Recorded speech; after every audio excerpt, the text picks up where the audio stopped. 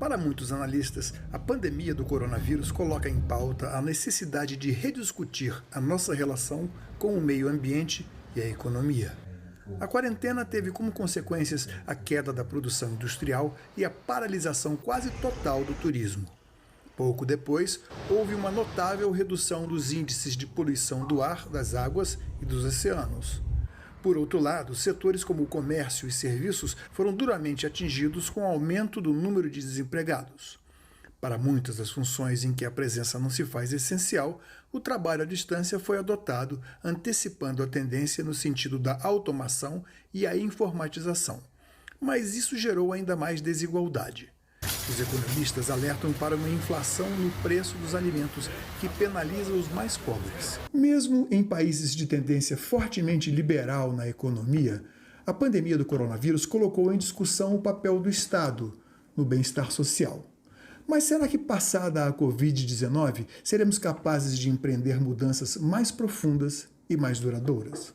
A Organização Mundial da Saúde denuncia uma crise moral num mundo em que os ricos têm vacina e os pobres não. Na origem da pandemia do coronavírus está o avanço do homem sobre a natureza, favorecendo o contágio com micro-organismos hospedados em animais selvagens.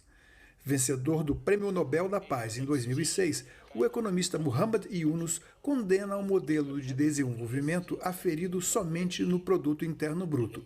Para ele, o projeto teria que ser totalmente reformulado, com foco em 3 zeros: zero emissão de carbono, zero concentração de riqueza e zero desemprego.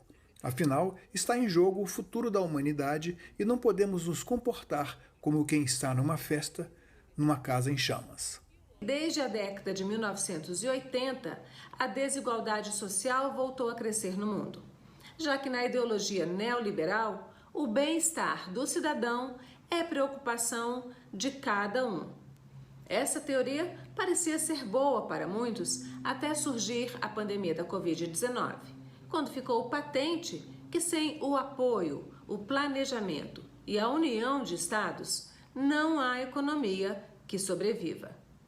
A pandemia está deixando um cenário de terra arrasada em muitos países. Se depois dela teremos lugares melhores ou piores para viver, vai depender dos caminhos escolhidos pelas atuais elites governantes. Mas, como diz o economista indiano Muhammad Yunus, Prêmio Nobel de Economia, é preciso lembrar que a pobreza não é criada pelos pobres.